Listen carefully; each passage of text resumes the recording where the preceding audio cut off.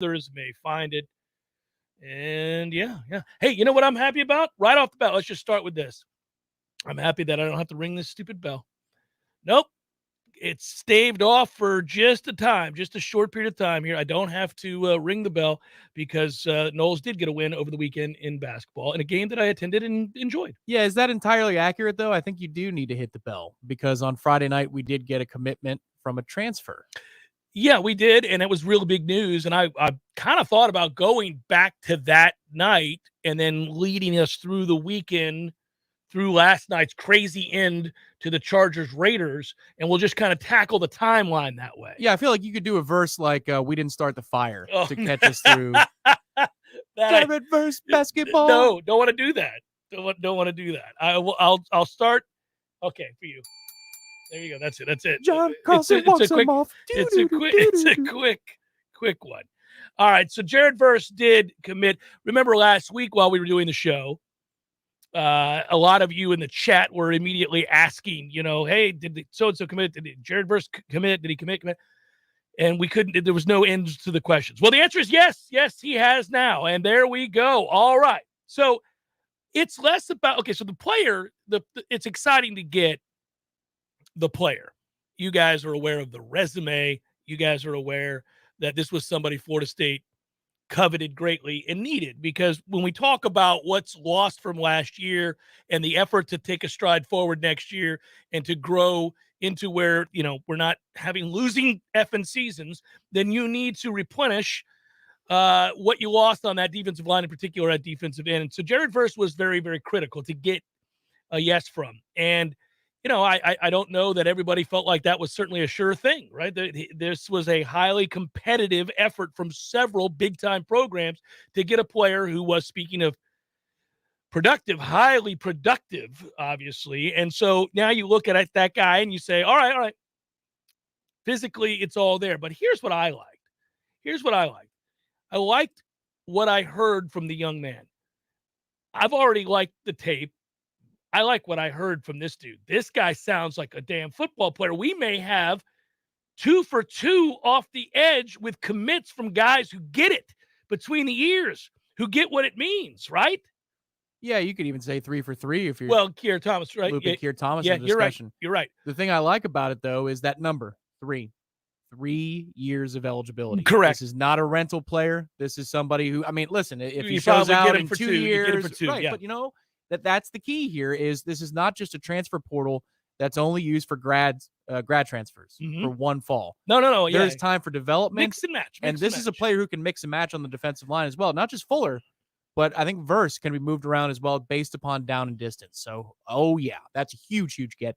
Maybe the biggest one of all the transfer portal signees so far, but that's debatable. Him and the linebacker. Yeah. Okay. So here, let me do this really quickly. I want to read to you a quote. Of course, you can read this if you tuned in over the weekend, if you read the stories on warchant.com. But this is smart. Okay. This is seldom seen. I'm gonna be old man Jeff here for a second. Because this is the speech that I have. I actually had this conversation with my son this weekend, and I get incensed about this. Some battles you got to let lie and understand you've lost that, try to win the war. Others I continue to fight on a regular basis. And that is when there is something important in your life that you have to make a decision on, when you have to figure something out that matters, such as in this case, where I'm going to play football, where I'm going to go to school, in the case of Jared Verse, right? That's a big damn decision. Could help dictate terms for the remainder of your life, good or bad, right? So you have to really contemplate. You really need to vet a decision like that. The pros, the cons, the hows, the whys, everything from the certainties to the unknowns, you've got to think through. So here you go. When asked about making the decision, how he arrived at it, what he was going, how did he decide it was going to be FSU? He said, I was sitting around and I turned off my phone for the last 2 to 3 days because I really wanted to break everything down and go over it in my thoughts. I went on a long drive. Then I went hiking, just everything to get my mind away from distraction. Okay. All right. We have a fairly bright young man that has just made a meaningful decision by not being a dumbass millennial. How about that? Yeah, we just got a 42-year-old. That's what we got. How about we got a guy who understands that it's not in your phone? It ain't there, baby. It's between your ears. We'll see if that helps with his hand speed in order to get all the blocks. But goodness gracious. Thank you. That's incredibly mature. It's what I would consider to be a normal train of thought when making very big life decisions. But alas, right? So you start with that.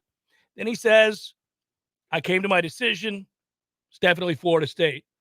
But I wanted to sleep on it.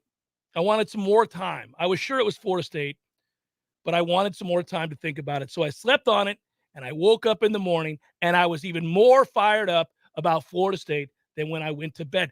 Oh, my God. We're now 2 for 2 with smart things said. Maybe there was a direct deposit overnight from an NIL fund. I don't know. Well, listen, it would have been direct deposits in other places too. 4:21 in the morning. Fantastic. I'm just telling you, damn it, man. How about that? So, yes, to your point, he comes in as a sophomore with 3 years of eligibility, and that's great. Talked about he's focused on team goals. Next quote. I'd like to help the team reach another level, whether that means me doing whatever I can in order to help and the strengths that I bring, whatever it takes to go to the next level for me. While many recruits and transfers are focused on NIL deals, and he says he's not as worried about that. I'm hoping to learn a lot of lessons from the coaches, not just being a football player or an athlete. With the NIL deals, I'm not as big on that. I want to learn more about being a man, to be quite honest. There's a difference in being a man and really growing up and being a man, and I think these coaches can help me get there. Okay, man. This is my new favorite player on the team.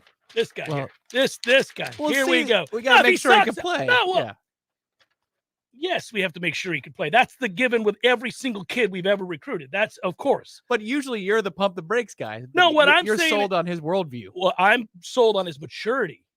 I'm sold the same way I was sold on Jermaine Johnson when I spoke to him before we saw him play it down at Florida State. The same exact way. He talks exactly like, now listen, do I expect him to be Jermaine Johnson? No. That would be a tough act to follow. If he is, holy Jesus. All right, we'll celebrate that, play that clip over and over again. It's highly doubtful we're going to get somebody that productive, at least not right away, because he's a sophomore. So he's got to physically get stronger, even though he's hell in the weight room and he loves it and he attacks it and he celebrates all the things that make you a football player. The process of getting better is something this guy absolutely embraces. Now, we see the quicks and we see the strength. That's good. That's all on film. You're right. This is another level way up here from where he's from. I got that. I'm going to trust that the process that he has embraced and his commitment that is revealed is going to lead him to be very, very productive. I think it's a safe bet. It's an educated guess. You're right. But I think it's a safe bet that he'll show up and play well. But it's players like him and Jermaine Johnson and Keir Thomas that are the bright side of the portal, because they show you that you can bring in ready-made, mature people that are good at football. Maybe, we want the order to be reversed, but it's important that that whole picture is there. And that would be the argument against roster building solely through high school. But you can't live in the portal. That's the hard thing, is the people are in portals for a reason, right? Sometimes they're cast-offs. Well, sometimes they're cast-offs. They're malcontents. Sometimes they don't have the grades. There's a lot of things. Right. It's not always that, I'm a kid with a chip on my shoulder from a lower institution and I want to go play Power 5 football. That's nice for now. I would love it if that's the type of citizen you could bring in 25 strong every year. It's not going but that's just not the reality. No. The good news is, in the interim, it does seem like between Tatum Bethune, this particular player, Winston Wright committed yesterday as well. We'll get to that. Yeah. But it seems like you've got guys who have chips on their shoulder, who get it and have been through the show me stuff of high school, and they're wanting to come here because they're looking to prove it to make money for the next level. I love that. It's like incentive-laden contracts in pro sports. It's a beautiful thing. You're always looking for context clues, evidence that there's an aspect of your coaching staff that does something extremely well. You want all facets of what your coaching staff does to be above board and to be good to great, right? You'd love that. That's not true really of too many, unless you have unlimited funds and you throw numbers at the problem like Alabama or Georgia. If you have 47 analysts, you're going to stumble into greatness. Now, there's also a chance that you have 30 great coaches as well. So yes, I get that. But my point would be, when you're assessing your own coaching staff, when you're self-scouting, a lot of what you do is say, okay, well, they're not so strong here. Got to be a little bit better here. Could be recruiting the state, could be any number of things, right? And then in other areas, you say, okay, well, they're really, really good here. They're very, very good here. And this is something they're going to have to fall back on, because this will behoove them to push forward and to project, because that plays well with this crop of players or whatever it might be, right? And then there's everything in between where you're kind of undecided, especially as the pieces move around. But it is fairly clear that the messaging amongst players, those in the transfer portal and those that have arrived here from the transfer portal and then played football for this coaching staff and then could exalt what it was that they liked about the process to others, in particular others in their same position, a year removed, 2 years removed. They've got something right there, because in Verse and all the other kids that have said yes to us, they've talked about that process of meeting with coaches seconds after they were in the portal and the kinds of conversations they had that differed from other big time programs that also were in contention for their services, right? And a lot of it has been about the straightforward, I think, candor from the coaches when talking about their role and what is expected of them. They're treated like men.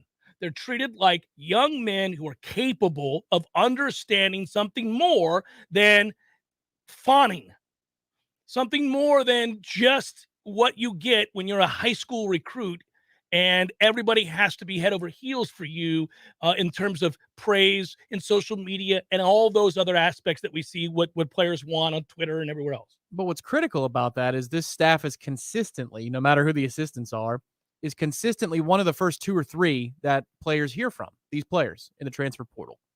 Because if we were pitch 12 and we treated him like a man, right, and we were straightforward, well, he's already starting to zone out. He's starting to get that far away, foggy look, because you're hearing from people you can't believe you're hearing from, institutions you never thought you'd play for, but you're into the double digits now. We are always one of the first impressions out the gate. And you've heard from multiple players, especially this offseason, since we're up to 8 or 9, whatever it is, transfers, that when you get on campus here, they don't treat you like it's a high school recruiting pitch. Correct. They treat you very differently, like you're an adult. Maybe we should always be doing that, but that's another argument. Or that you learned something through the first process, and we need not relive that. Correct. Let's take the next step. Right, but it's critical in winning these transfer portal battles that you're one of the first staffs that the player hears from, because then it counts for more. They hear the words more. They're listening. When you get, because he had, by the end of it, like 30 offers, something crazy. Yeah. If you're school 26 and you need him just as much as Florida State, good luck. Good luck. He's not going to listen to that as seriously. It's just human nature. Not that he wouldn't try to, but after a while, if you have 20 people pitching you the same thing, the same product, about time 12, you're done. And I want to make it abundantly clear. I'm not telling you that Jared Verse comes in here and plays to the level of Jermaine Johnson in year 1, or that he's going to be anything close to it. But in him, you get a commitment and a body type, and I think a development that moves you towards believing within a year, maybe in his second year here, you really see that explosiveness and that ability already to set the edge, and to be a more dynamic end than than we think we have currently on the roster. Let's put it that way. Well, if Lovett declares that he's coming back, and we'll see about that, that's the one holdout. But you have Coop and Lovett and Fuller and now Verse as your starting 4. You feel good about that. Is it as good as last year? No. It was always going to be a step back. But can it hold its own? And have you made serious strides in terms of the secondary, where Jamie Robinson is back, and that's a humongous development as well? Like, so you feel good about maybe the totality of the defense, whereas that segment up front might not be as good. Maybe you can withstand it with Deloach and Bethune, right, at linebacker. Okay, now the whole is greater. The segment is worse, but the whole of the defense is a much better group of 11. That's what we're trying to get. When we did this last time, we weighed in on transfer portal guys, and of course, even as excited as we were about a Jermaine Johnson or Kerr Thomas, who we still said, well, I'll watch them and see how they fit. And then right away, we got very, very excited. I mean, the first time we ever laid eyes on them, we went, oh, well, that is doing something right there. So, yeah, it'll take a little while. But I know this. Part of that process when we did that was we said, well, if this is our recruiting class, now we add these guys to it. What would it be ranked, or where would you place it amongst the top 25, top 35 in the country? If you do that now with what they've done in the transfer portal, I think you can definitively say this feels a lot like a top 10 class. Oh, easily, right? And that would be, I think, a fairly stunning development for a team that went 5-7. So in the NFL, in the draft, I think it's best, and it's proven out over a long period of time, that you take the best player on the board. If it's 50-50 and one player is a position of need and one isn't, then you take the position of need. But take the best player. It'll all work out in the end if you just get the best player on the board. The Bucs didn't need Vita Vea a couple of years ago. They didn't have to have Vita Vea. And Derwin was a guy that they were talking about in that position. He just signed a second contract, and he was the reason that the defense went to another level in the playoffs last year. So just take the best player. In college, however, it's very different. You have to address your needs. You have to. And on signing day, we were left with a bitter taste because we had not addressed all of our needs. And it's not like Tatum Bethune completely fixes the linebacker room, but you've addressed it more than you did certainly on signing day by getting him. And the wide receiver room is overhauled when you had 0 high school signees, and now you get 4 players to inject into that room. You take a look at the class now and say, did you address your needs? Yeah, the answer is yes more than it is no now. Right. And again, it doesn't absolve you for swinging and missing completely on those wide receivers that you were recruiting out of high school. That is a failure that has to be addressed. Now, you can't wallow in self-pity as you mull over what to do about said catastrophic failure of not bringing in wide receivers that you were in on across the board. But you better go out and do something about it. And they did go out and do something about it. I'm not as convinced. I mean, look, Micah Pittman's upside is really good. I would agree with that. I'm in love with Johnny Wilson's size, his commitment to blocking, and what I think he can be, both as a blocker, but also as a receiver. I don't know enough I know enough to know that Deuce Spann's caught 5 college football passes. We'll see. He's a project. He was a quarterback, but I like 6'4" that can run. So, okay, we'll take a chance on athleticism. We'll see. Maybe it turns out to be much better than you realize. I'm not going to bet on that, but okay. And then the West Virginia's right kid. Okay, so there you go. You get that. That dude is day one. That is day one. Yeah, agreed. Mm-hmm. So okay, you have done something about it. There you go. Feeling good. You brought in a linebacker. Need to do another. I would say I would like that. That's not over. It's not over. It's not over. It's a long way to go yet. Probably 4 or 5 months. Yeah, so, you got 129 catches in the aforementioned, right? So, over the last 2 seasons, yes.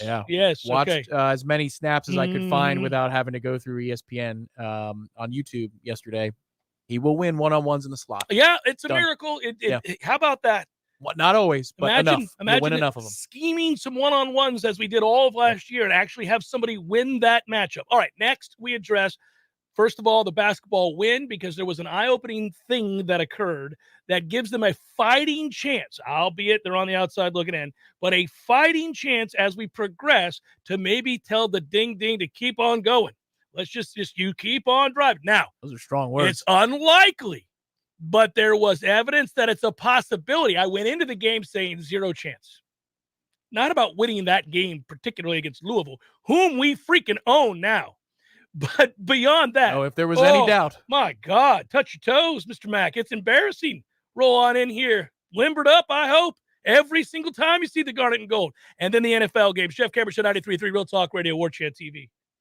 Jeff Cameron here, and mark it down. Wednesdays on my show, we're giving away which wicked sandwiches. That's right. Tune in to the Jeff Cameron Show every Wednesday for your chance at a free wicked 5 meats and 3 cheeses of deliciousness every week on the JCS. For about 50 years, Paul's Termite and Pest Control has been protecting homes and businesses for thousands of people right here in the Big Bend. And we're quite proud of that. Fact is, all of us here at Paul's have families, and nothing is more important to us than their protection. By providing effective termite and pest treatments, we know we're aiding many right here in our community. Paul's Termite and Pest Control performs many services designed for the protection of your family and your home. Programs like Pro Shield Complete, which encompasses termite and general pest control in one low-cost quarterly treatment plan. This program is environmentally friendly and is almost exclusively limited to exterior treatments, meaning pests and termites never enter your home. Termite programs like Centricon, a service which requires no invasive drilling or liquid applications. Plus, our lawn care team keeps lawns and ornamentals green and healthy. Protection of your family, your home, and our environment all are very important to each of us at Paul's. To learn more about our many programs, please visit us at callpauls.com. For the elimination of termites or any other pests. And a greener lawn, too. Call Paul's. We'll get them all. When you need a plumber quick, how long is an acceptable time to have to wait? Yeah, hey, it's the Millers again. Just calling you about our little plumbing problem. 2 hours?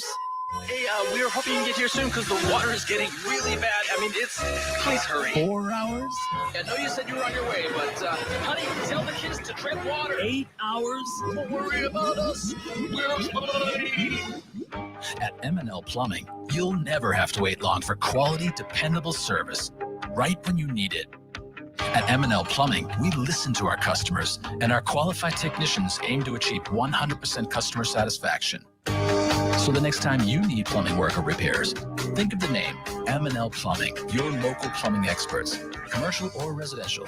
Give us a call, 850-575-9393, or visit us online at mndlplumbing.com.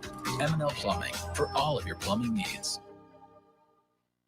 While other gun stores come and go, Red Hills Arms remains Tallahassee's go-to local gun store for all your firearms needs. At Red Hills Arms, they're right on target. Stop by today and get welcomed in like family. Well, so far this month has already been a long, cold year. But nothing breaks up the cold like a cozy, warm fireplace in your home from Hearth & Patio. You may not know this, but many of today's modern, environmentally friendly indoor fireplace designs offer amazing energy efficiency. And when you get a new fireplace installed by Hearth & Patio, they will also service the equipment to make sure it lasts for years to come. Something else you may not know, Hearth & Patio can also repair your existing fireplace. I'm going to read you a recent review from a real customer. Donna says, our gas fireplace stopped working at a time when we experienced our coldest weather. I called other companies, but the earliest they could send someone out was 10 days. Then I called Hearth & Patio, and they had a technician at my house the next day. He not only was friendly, he fixed the problem and never tried to sell me something I did not need. It was so refreshing. I would not hesitate to call Hearth & Patio again. So the moral of the story is, when you need a fireplace repaired, replaced, or installed, just call Hearth & Patio at 727-4282 or find them online at hearthpatiotallahassee.com. We all want more energy, more strength, more results. Well, welcome to Orange Theory Fitness as you take a step towards feeling more alive today. Backed by science, Orange Theory's heart rate monitored workout is scientifically designed to keep heart rates in a target zone, spiking metabolism and increasing energy. Orange Theory Fitness is a one-of-a-kind group personal training workout resulting in more energy, visible toning, and extra calorie burn for up to 36 hours. Experience a more vibrant life today with Orange Theory Fitness. To find out more, go to orangetheoryfitness.com. The Jeff Cameron Show, brought to you by Orange Theory Fitness. 2 Tallahassee locations, Midtown on Thomasville Road and Northside in the Village Common Shopping Center. Online at orangetheoryfitness.com.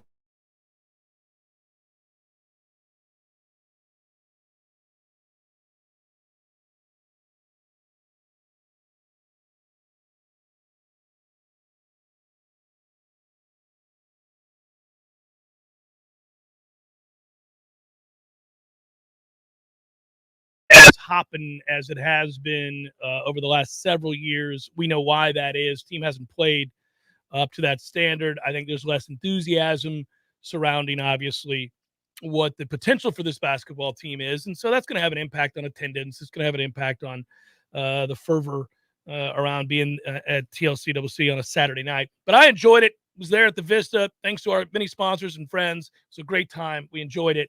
As always, but I got a chance to sit with the family and watch that game, and it's always fun, Tom, when you're watching games with your kids. But it's especially true when one of them is starting to embrace and love the sport and has questions and watches with a critical eye has interesting insight to provide of his own, and it was great. So one of the things as we were watching this game so closely, obviously that first half was a revelation of what Caleb Mills can be. Now, we knew this because before he transferred to Florida State, you'd seen this his freshman season. You'd seen him be an elite player. And even if you hadn't, you'd gone and checked the numbers, and that's a real conference. And you said, oh, man, he's a good player.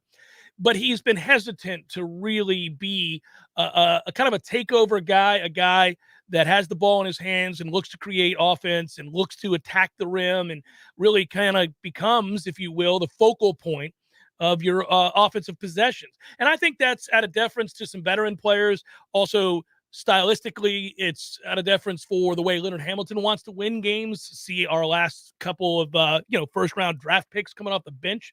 It's that's the way he is, right? It's a 10-man, 11-man rotation. It's a mentality of share. It's who's ever the hot hand, but also we're going to play a certain way. And they cannot play that way this year. They're not good enough. They're not deep enough. They're not talented enough. They don't have enough guys to be able to carry you offensively if they're going to play that way, in my opinion. Now, I know, again, I'll go back and double check these numbers. Yeah, we did end up using an awful lot of guys yet again. We got some more stops this time around, partly because Louisville couldn't, hit the broadside of a barn in the second half. They had some openings in the second half. Yeah, they did. They just couldn't hit it. But both teams really struggled there in that second half to score points. It was the polar opposite of the first half. But both teams did use, I'm looking at the numbers now, 10 players. Everybody saw at least 10 minutes of their, of court time. So goodness gracious. I think it's too much. The revelation I was referencing before we went to break about what's possible is that Caleb Mills, who ended up with 27 points, he had once scored 27 points at Houston, me alluding to him being special at before he ever got here as an offensive weapon. First of all, his body control is exceptional. He can finish with both hands. His ability to get to the rim and contort his body and twist and find ways to use the window. He got going, after the first couple of misses. Then he got going, and you could really sense that he was comfortable. There was nobody really on Louisville's team that was going to put a stop to that. And I think he had to have been told at some point by the staff, that's fine. If you're feeling it, let's go. Certainly the other players understood. Nobody else seemed to be too upset about it as they passed the ball his way, knowing that you're going to have to ride that wave. And then, the other, as I get back to this, and I've talked about this before, when you watch Cleveland play, you really realize that you have somebody special here. I get why everybody looks at that kid and says, okay, well, we're probably going to have a hard time keeping him here. His physical tools, his body type, his basketball IQ, all the cliches. It's true, but he's smart. He's a smart basketball player to go along with the physical tools. I would, in a weird way, sort of scrap the rotation and understand that the vast majority of my offense is going to have to come through those two guys, because it ain't going to be Anthony Polite.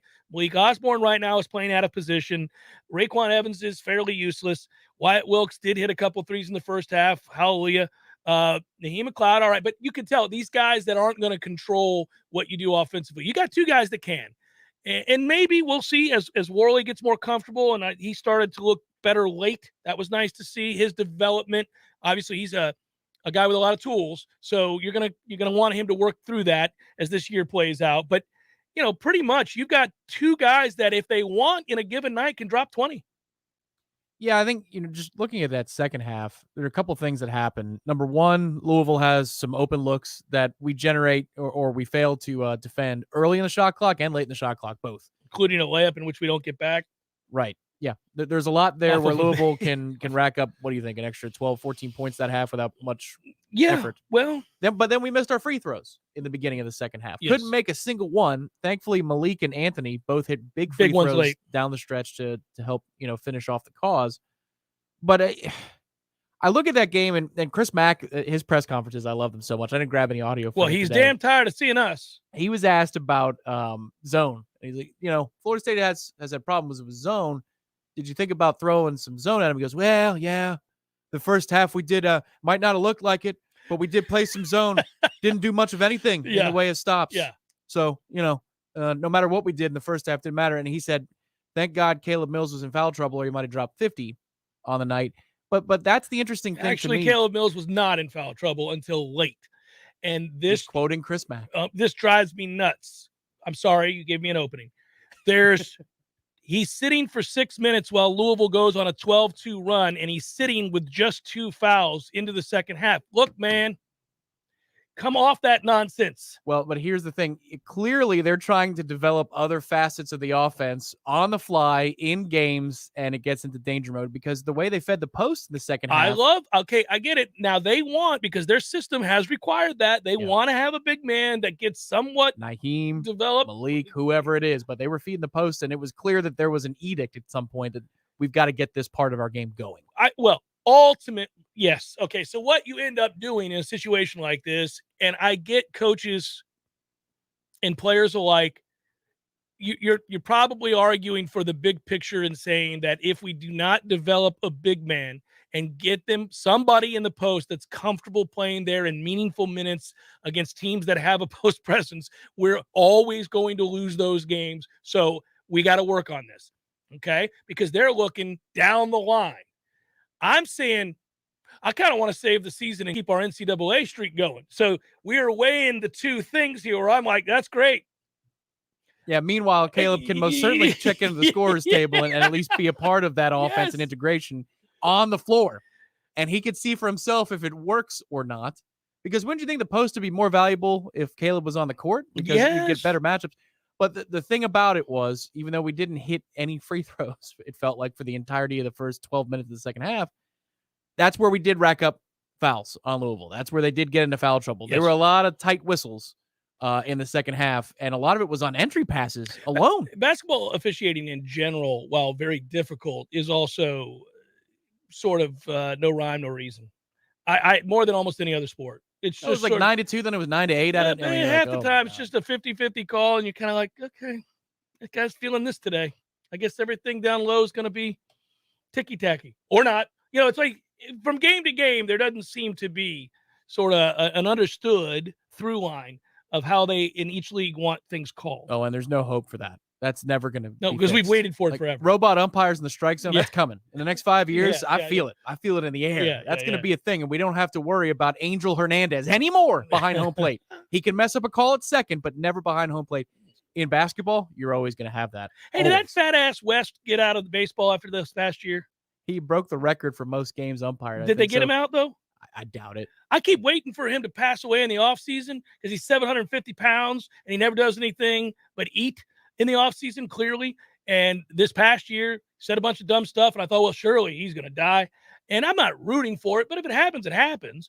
And, yeah, he's still out there umpiring, and he's the worst. The worst. Angel Hernandez is I don't know, man.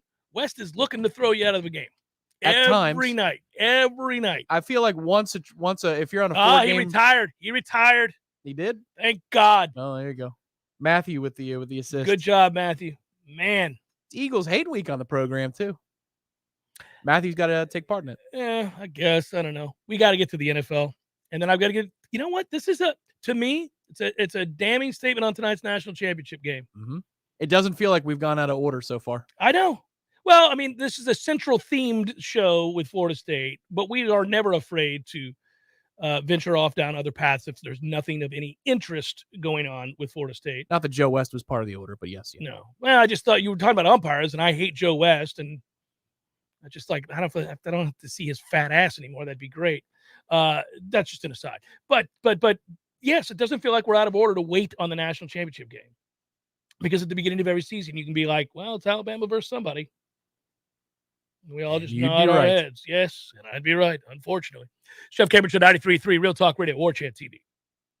Your local news now. So far, there have been 3 deadly shootings in Tallahassee since the beginning of 2022. The first shooting took place on January 1st on Okaloosa Street, and the suspect has been arrested after a person was killed. The second, Thursday evening on Thomasville Road and Bannerman Road, just after 5 p.m. after an altercation between 2 drivers, left 1 person dead. The third and most recent shooting happened around 2:30 a.m. Friday morning outside a club on Railroad Avenue and left 1 man dead and 2 others hurt. A van crashed into a disabled motorhome on the side of US 19 in Taylor County Friday night, killing a Tallahassee teenager and sending a man to the hospital with serious injuries. The incident happened on US 19 near Ben Eakins Lane around 10 p.m. Troopers say a 29-year-old man driving a van collided with the motorhome that had stalled on the shoulder and had its flashers on. A 16-year-old boy riding in the van was pronounced dead at the scene, according to FHP. The driver was taken to TMH with serious injuries. This is Rachel Lene with your Real Talk 93.3 local news update, brought to you by Macklemore Systems, Tallahassee's go-to Mac store. Check them out online at MacklemoreSystems.com. This is meteorologist Paul Trombley with your Real Talk 93.3 weather update. Mainly cloudy skies this afternoon with daytime highs approaching 64. North winds 8 to 15 miles per hour.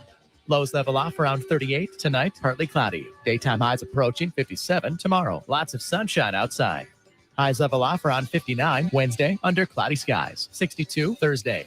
This report is brought to you by the Lawn Johns. For all your landscaping and lawn care needs, visit thelawnjohns.com. Right now, 62.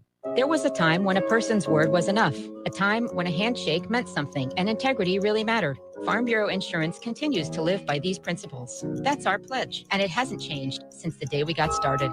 You deserve more. You deserve a promise. I'm Andy Cohen with Florida Farm Bureau Insurance. Please call me at 850-671-FARM. That's 671-FARM. From Hurricane Kate to Hurricane Michael, Tallahassee has been through a lot, and we've been right here with you because helping you is what we do best.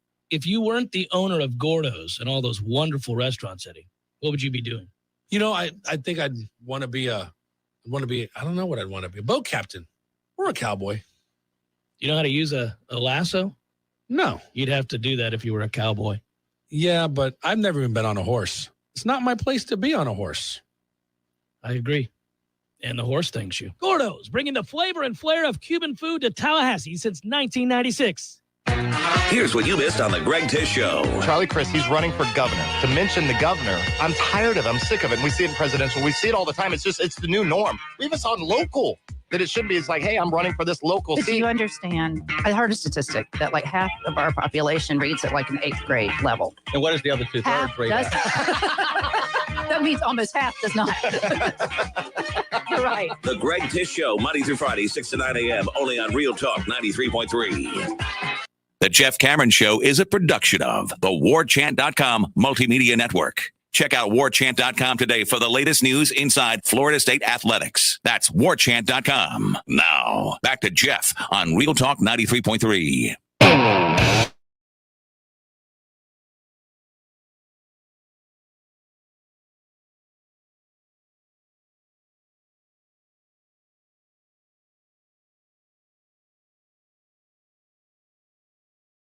Bed comfortably, and I was like, oh, well, I did take the Raiders, so I'm going to get this here win. I'm going to be happy about that. But I think, like everybody else, I kind of did want to see a tie, primarily because I didn't want Ben Roethlisberger to get into the playoffs. And not because of any long-lasting hatred, but that team sucks. They have no business being in the playoffs. That's a terrible football team, and no business, none. And that's your Sunday primetime game this week. Yeah. Great. Yeah. Thanks. Anyhow, so more compelling games than that one to put on Sunday night. Oh, yes, I know. Any of them. Any and all of them? Yes. Maybe the Bucks. Well, that's personal for you. But it's personal. But yes, because your trip to Mexico is going to interrupt your viewing habits. I got it. But I mean, it is the playoffs. I'm just saying. It's brutal. That's brutal. It's brutal. But I wanted to see this tie. But I didn't really give it a second thought. I didn't even entertain the idea that the tie could happen. 272 NFL games played this year, one tie. So the percentage chance is 0.3. It's like there's nothing, okay? And then there was the scenario that the tie wouldn't even matter preceding that game going back to the start of the day. So I did not spend any time thinking about their possibility of being a tie until the Colts lost to Jacksonville. The Colts lost to Jacksonville. What are we doing, Indy? That game felt over about late in the second quarter. It was over. That wasn't a fluke. Jacksonville beat their ass. That's a bad loss, Indianapolis. We're going to have to move on from Carson Wentz kind of loss, Indianapolis. But that said, that's also the poisonous hope for the Jags fans is that they beat Buffalo and Indy at home this year. What in the world? Well, but only in one of those games did their quarterback look good, and that was yesterday. There you go, Trevor. First good game of the year. The last one. But I would say, honestly, I mean, that was a stunning turn of events. It wasn't flukish. You watch that game, you're like, man, the Colts are just getting their head kicked in. Anyhow, so that happens. Then the situation with the Steelers and the Ravens, all the stuff that has to happen. And I'm like, look at this. This tie would get both teams in. And so here we sit at 32-all. First of all, what a weird score 32-all is.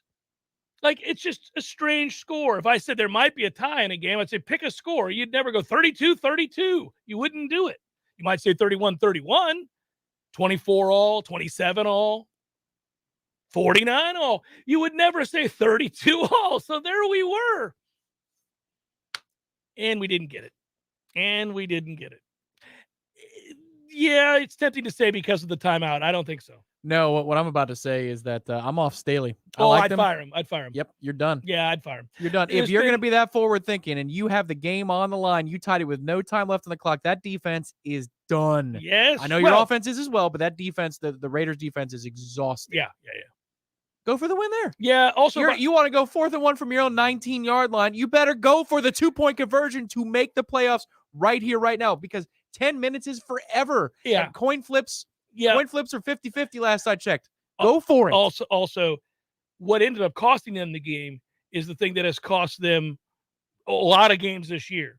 And that is their run defense is an embarrassment to run defenses across the annals of NFL history. It's just, we've seen bad run defenses before, and then there's their run defense, which is insulting.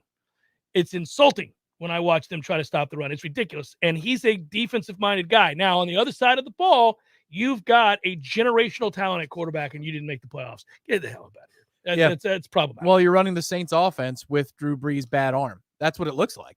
Except for you have this real arm that is seldom, if ever, seen. They said it last night. That touchdown is insane. They said it last night that his efficiency rating on deep throws is like second best in the NFL or third best, and yet his average depth of target is like 6th worst. Yeah, no, they annoy me to no end. Unforgivable. Right? It's and I want to like that guy. Yeah, me too. The coach, I want to like him. Well, Brian Flores is available. That is a very weird turn of events down in Miami. I have a hard time with that one too. I've been wrestling with that this morning upon reading it. I don't know how Dolphin fans feel. I am not one, but I am somebody who watched a lot of Dolphins games this year. And I already told you my assessment of Tua. And again, with Tua, I would move on. That's where I'm at with him. I did some more reading today about why they would maybe move on from Flores. If you're pro Flores, and I've largely been because of how hard Miami plays and what I think they're lacking at quarterback. If you're pro him, he's the 4th coach in Dolphins history to record 2 winning seasons in his first 3 years with the team. So typically you have 2 winning seasons upon taking over a franchise in your first 3 years. I'd likely keep him. Especially if they're playing really hard, and they do play really hard, even after a horrific start to the season. And they didn't have Dan Marino. I mean, historically, incredible run against some of the worst quarterbacks in football as well. But I mean, it's not lost to me. But the point is that doesn't happen unless you're playing really, really hard. What I didn't realize, and it appears that management has a real hard time with, and I could understand this. So not being in the building, I guess I'm going to have to just trust it. What happened off the field, there's no cohesion, no continuity. During his 3 seasons, Flores has employed 4 offensive coordinators, 2 defensive coordinators, and 4 offensive line coaches. That's bizarre.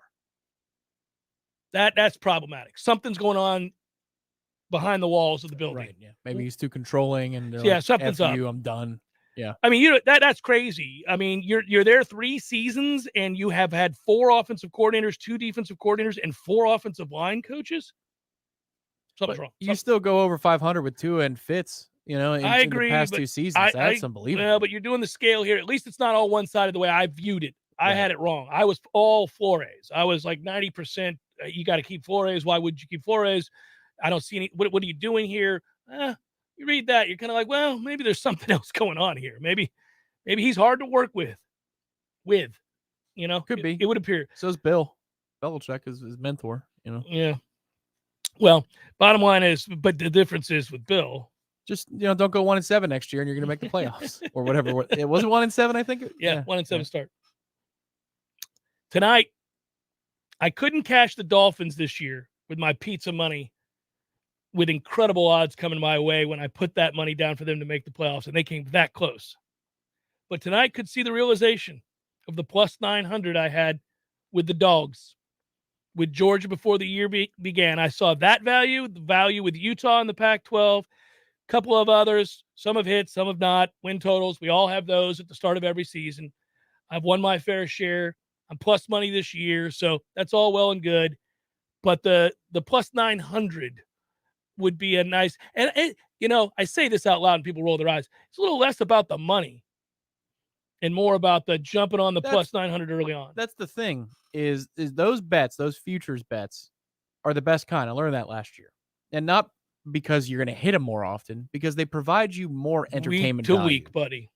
That money goes a long way. And I mean, over the calendar, you're just watching that. Like, I know I've logged 4 futures bets for the NHL. I already know I have. One of them is already done. It was Montreal would finish with fewer than 89 points. They're on pace for like 40 for the season. That's one of the great bets all time I've ever made. But the other 3, I check the ledger like it's going to change. I check it twice, 3 times a week. I'm like, all right, look at that. Every week.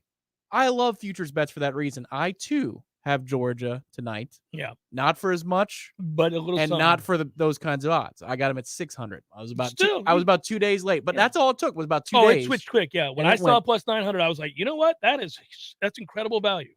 I jumped on it. And then when they lost to Alabama, I was like, oh, but hey. But Joe Bucks fan said it correct, and we do the Scuttle Bucks on the Joe Bucks fan network. But there was a tweet today that said, boy, it's awfully indicting on college football that more people are interested in the coaching carousel on Black Monday by far than they are the national championship game taking place tonight. Live football. I said this last year. You agreed. We agreed with each other, however it was presented. The NFL, for the first time, and I'm speaking about personal fandom, the way I feel. I get that people in the Northeast do not agree. I'm fine with that. I get that maybe even in the Midwest you would not agree. But in the South, largely, if you grew up in the South, you love college football more than you love pro football. You may absolutely have a passion for pro football. It just doesn't equal that of your passion of college football. And a lot of that has to do with the fact that you go to a university and you're dedicated to it and you spend money with it and you have an emotional tie to it in a way that you can't for certain, a city or a jersey. Okay. And the sport last year was, and it might have something to do, I might be willing to admit this, it might have something to do with Florida State being down and not in the mix for a conference championship or a division championship even, right? Maybe. Although I'm one of those people who doesn't mind a good rebuild. I'd prefer not to have to be, but if you are, I can watch each step and check the boxes and find intriguing angles along the way. I think it's the consistency of greatness in your formative years, high school through your mid-20s, late 20s. That the Noles were? Right. I think that's what forges the passion for you that college football is on this higher plane. Like for me, that's why I love it, because I grew up with Florida State in the 90s. But if FSU was the way it is now, and I lived in Tampa the way I did, I'd probably be an NFL fan over a college football fan. Maybe. And it is largely the house that I grew up in, but I think a lot of the houses of which I speak in the South are that way for college football. It's not true in New York. It's not true maybe in Chicago or, and I understand that. That's fine. Each to their own. I mean, listen, if you grew up in a city that had an NBA team, you might be passionate about the NBA. If you didn't, you don't. It's just the way it works sometimes. It's true of baseball sometimes. But last year was the first year for me that, if I was being honest with myself, I would tell you I enjoyed Sundays more than Saturdays. I enjoyed the NFL last year more than I enjoyed college football. Now, it might have something to do with the Bucs and Tom Brady. It might, but I actually enjoyed the league more. I enjoyed most aspects of the NFL more last year than I did college football for the first time in my life. And this year, it's resoundingly true. It's not even close this year to me. Really? So the gap got wider for you this year? Gap got wider this year for me. Again, product better, not perfect. Neither is. But for all that we watch on Saturdays and complain about, which is, again, some of it might have to do with targeting.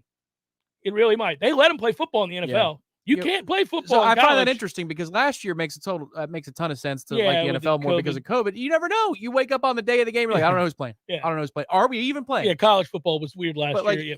That's for injury reports. You're like, all right. Well, I think our secondary has a really good advantage this week if they don't have COVID. If they don't have COVID. And then I think we were on the air for a pregame show. And the game was got canceled canceled during the pregame show. No, all that's true. It was brutal. But this year, I find that interesting. If we weigh the imperfections of both leagues, and they have them, several things, nothing perfect about either thing, but when you were watching college football games and they throw people out of the game on the regular for nonsense tackles, that has pissed me off to a point where I believe the integrity of that game has been forever altered. Until they get rid of that, you lose starters in the second quarter of games that have huge impacts because they bothered to tackle somebody. And I'm not talking about headhunting. I'm talking about taking an angle, trying to go low. Other guy ducks his head. We hit helmets. I'm the hell thrown out of the game. Can't come back.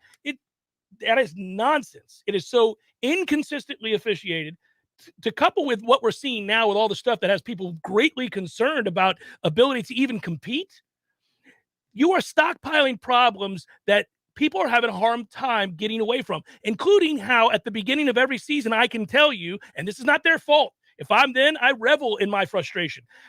But I can tell you at the start of every season, guess Alabama's going to be playing whom in the national championship game.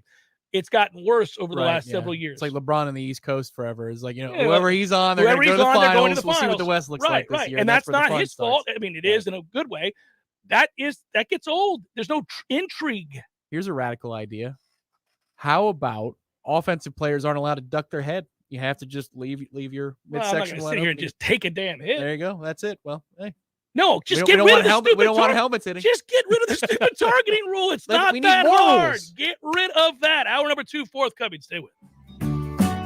Friends at ISF want to wish you a very happy new year. Listen, you want to do amazing things. You have big visions and goals for the future, and you work hard to move your agency forward while navigating the unique challenges inherent in government operations. ISF understands. They're a national management and IT consulting firm serving clients across the country. As we turn the page to another year, ISF reminds you to think big and stay focused on your goals for the future. ISF, your vision, our expertise, solving the future. Visit ISF.com to learn more. Just ask your doctor. The vaccines are our best defense against COVID. If you're 16 or older and you've already gotten yours, now you can give yourself a boost with the COVID booster. It makes the protection you already have even stronger. We can do this. Find a booster near you at vaccines.gov. Paid for by the U.S. Department of Health and Human Services. Give your business a facelift with a modern, consistent, creative brand overhaul from Curiosity Marketing Group. These days, it's not enough for your business just to have a standard website or a Google listing to reach your customers. Your business needs to stand out with eye-popping branding, modern web development, and strong marketing. And it takes a team to pull it all together. Words and websites matter. At Curiosity, we make the most of yours. Find out more at curiositymg.com. I used to fight almost on a daily basis working on my business website. I'm a pretty smart guy, but I could never get it to function the way I needed it to, and I was losing customers because of it. That's when I called Curiosity Marketing. They listened, they understood, we collaborated, and in the end, they delivered beyond my highest expectations. Now, I can barely keep up with the work. They say the future belongs to the curious, and now I'm excited about the future of my business. Find out more at curiositymg.com. Let's be honest, we all have way too much stuff. Maybe your storage closet is full, your garage is full, or the guest bedroom is a mess. Call Southeast Portable Buildings, 580-6400, or visit them online at southeastportablebuildings.com.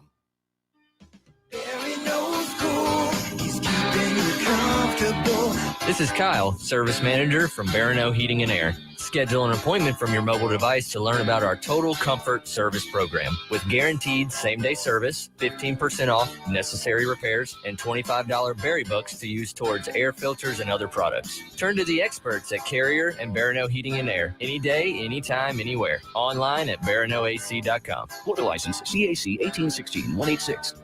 There's fun to be had every night at the Corner Pocket. Take home prizes on Trivia Tuesdays and Beer Bingo Thursdays. And kickstart your weekend with Martini Fridays. Plus, happy hour runs every weekday and game day specials every time the Noles take the field. Watch all the best games at the Corner Pocket's Vegas Wall, featuring 560 inches of flat screen TV heaven. Oh, really? The best food, the best drinks, and the best place to watch all the games. Tallahassee loves the Corner Pocket.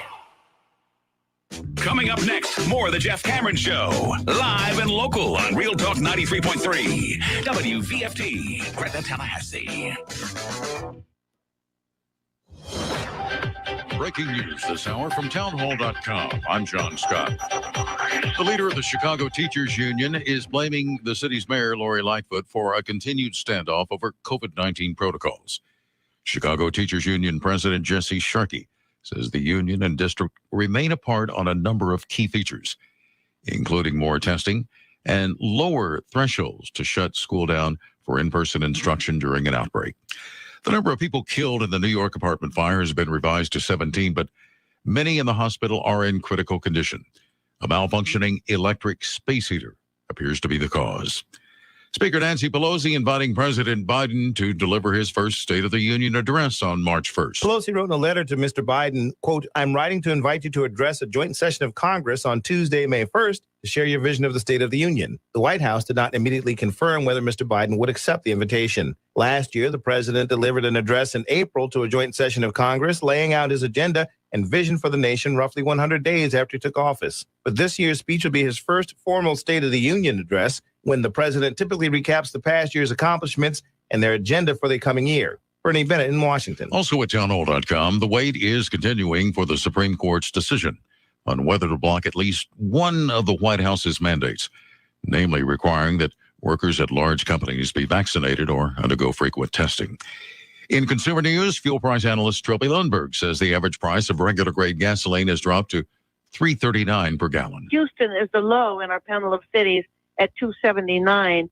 San Francisco Bay is the high at $4.74.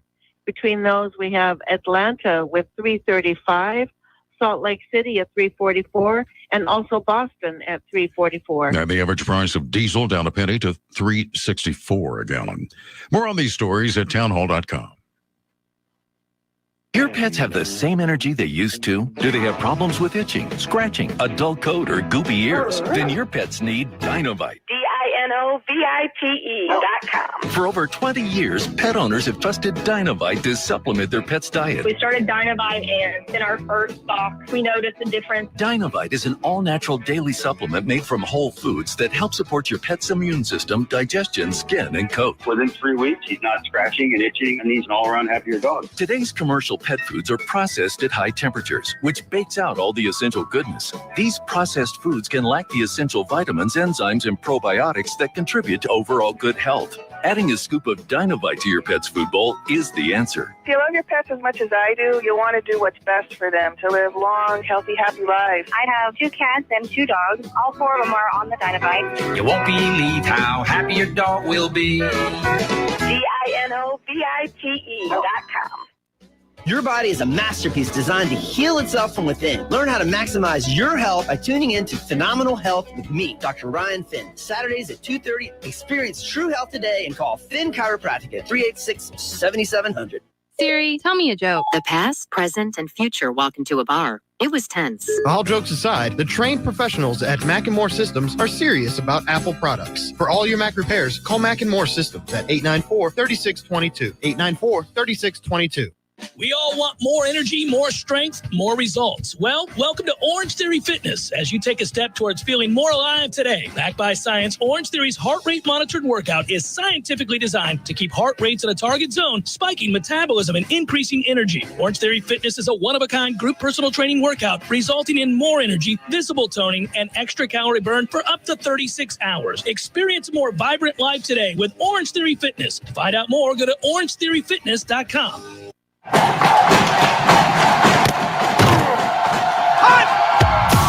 Broadcasting live from Florida's capital city, this is the Jeff Cameron Show, brought to you by Orange Theory Fitness on Real Talk 93.3. Now, stop what you're doing and listen closely. It's time for the Jeff Cameron Show in 5, 4, 3, 2, 1.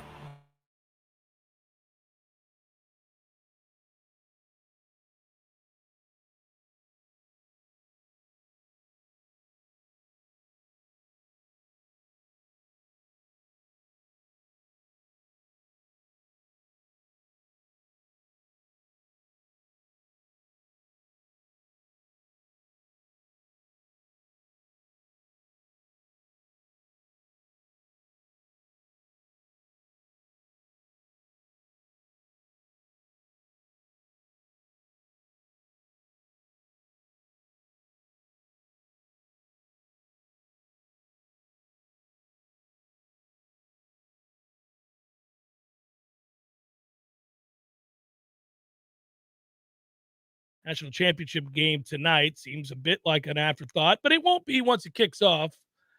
Angles to play. Fun here, by the way. I'm still going to stick with it, Tom. I like Georgia tonight to win the rematch. But before we get to it, and I'll get back to the reasons, all right, Caleb Williams is off to USC, not Georgia. That was originally rumored that the NIL money that he was going to get to go to Georgia so that they, too, could have a real quarterback going into next year to go along with that vaunted defense is not true. He's going to follow his coach. But there's the other storyline. It was fictional, and I laughed about it during the season that maybe Jimbo would go to LSU and take his whole class with him and the best players from Texas A&M, but it's kind of happened now. Lincoln Riley goes from one destination to the other. Yeah. He takes his stud young quarterback. There it is. You feel better or worse? Other developments over the weekend. I feel better that Kevin Coleman said, I'm going to Jackson State too. It was worth a chuckle, wasn't it? Well, sure. Because I'm fairly certain that either Miami or Oregon thought he was going there. Miami certainly did. And so they get a little taste of the, looks like you got bit. The Jackson State bug got you. Yeah, it's all that Schadenfreude. I'm still net not pleased about the Jackson State developments. Well, I would have rather had Travis Hunter come to Florida State. Give me Coleman and give me Hunter and give us this transfer portal wide receiver class, and let's declare victory. But I did not laugh. I certainly when oh my goodness, I just gotten done off of a round of golf. Well, I chuckled. I mean, listen, it's what all you can do. It's a modern development in recruiting, and good for Jackson State. Bad for those of us who'd like to see those young men play football, but good for them. That's I never tell kids shame on you for going anywhere. So. Hey man, you get paid. Yeah, well, go get paid. And even if he doesn't, if that's what he wants to do, that's what he wants to do. But you see, I mean, the grand chessboard. It's basically a checkers board. It's easy to read. Yeah, amass talent. And then say it's a package deal for a Power 5 gig. I'm going to take these kids with me, and you play the long game. Yeah, no. I mean, I get it. I figured this is where we were headed all along. I didn't think it was out of the goodness of his heart. But it's no longer. But that's the interesting thing. Like you can do it that way, and say it's no longer about I'm going to bring you the best coordinators in the world. It's like no, I've got 4 blue chippers ready to jump and play for players, you tomorrow. So. I thought the last game, a couple of things, if we hearken back to the last time we saw these two teams playing in the national championship game tonight, the last time we saw them on a football field, obviously we saw Georgia wipe the field with Michigan. That game early looked to be over, and the big reason for it was right off the bat, you could tell that Michigan wasn't going to be able to run the ball, and that Georgia's offensive line was going to be able to handle Michigan's defensive line and pass rush. Once that was the case, this game was over, and it played out that way, very much so. But it got me to thinking about Alabama, which I think, obviously comfortably won against Cincinnati. But Cincinnati did a good job of bottling up, for the most part, Bryce Young. I don't think, he did not have a great game. And some of this has to do, I think, with that. John Mechie being out is a big damn deal. Offensive linemen either being out or playing hurt is a big damn deal. The most stunning development the last time Georgia and Alabama played was that Bryce Young took over the game in its entirety and did whatever he wanted to do. Not because Bryce Young isn't talented. He is. We also know that if we're just talking about upside of the two quarterbacks, it's Bryce Young and a whitewashing over Stetson Bennett, who's one projects to be a top 5 pick in the NFL when he decides to come out after next year. The other may never see the NFL. Got it. Two very different levels of talent. But against that defense, and because Alabama's offensive line struggled with Auburn and struggled with, go on down the list, you didn't expect them to come out and dominate Georgia's defensive line, and they did. And then Bryce went off and was simply incredible. My bet, and I'm partial because I took Georgia plus 900 before the year, is that he can't do it again. That their line, banged up and without Michie at wide receiver, they are not going. By the way, he killed Georgia the last time before he got hurt. Yes, yeah. So to me, those are significant enough losses. And now they've seen it up close and personal, just how dynamic Bryce Young can be. They adjust enough with those athletes to get the win tonight. I'm sticking with Georgia, and I'll give the 3, Tommy. Yeah, I tend to agree. I think if you're of the mind that maybe there were different levels of desperation in the SEC championship game, because Georgia already knew that they were in, that theory could come true tonight. I feel like you could almost validate it tonight beyond the injury stuff that you're talking about, which probably has a bigger bearing on the game. Sure. For tonight's purposes. But you just wonder. I mean, it's human nature. Georgia, you're in. Now, you could go and eliminate Alabama today, but if Alabama shows up to the party and they're going to go hair on fire from the kickoff, maybe you don't feel it on a given Saturday. But I would say that the only pushback to that is Georgia was up 10-0. Correct.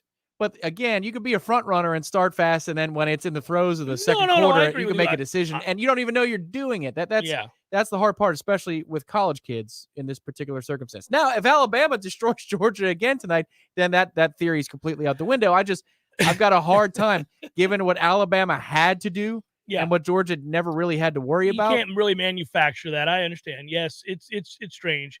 I do think it's going to be very hard for Alabama to duplicate without Michie and without the total health of their offensive line to duplicate what they did against Georgia the last time. Maybe they do. I understand that it's probably a fool's errand to bet against Nick Saban in games of this magnitude. We just look at his record. We look what he's done. Obviously, he gets the benefit of the doubt over anybody in college football over and over and over and over and over again. I got it. But I'm going to bet against him. What channel are you watching? You watching Jimbo? Yeah. Oh, yeah. Yeah, absolutely. I've thought that listening to him talk about football and break down football is probably one of the more entertaining gifts that I've had professionally. I no matter what we've ever said about him, the person or the pluses and the minuses that we've had to assess of his time here and all the good and all the bad and all the ugly and everything in between.